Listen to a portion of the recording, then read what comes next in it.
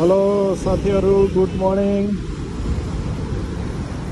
म चाहिँ नि अहिले देहरादुन हिमाचल प्रदेश बोर्डरको रिभर यो चाहिँ नि देख्न सक्नुहुनेछ। यहाँको नजारा तपाईहरुलाई कस्तो लाग्छ? म अहिले यहाँ आइपुगेको छु। तपाईहरुले यो नजारा लिनु होला हैन।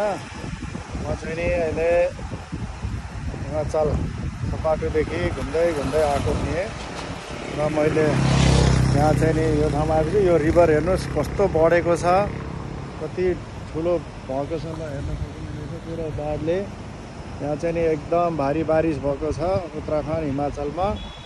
यो रिभर हजुरले देख्न सक्नुहुनेछ, पुरा हेभी रेन। यहाँ चाहिँ नि पुरा मौसम खराब छ, देख्न सक्नुहुनेछ। म यहाँ चाहिँ नि अहिले यहाँ आइपुगेको छु। अब केही समयमा म देहरादुन क्लेमेन्ट टाउन पुग्छु।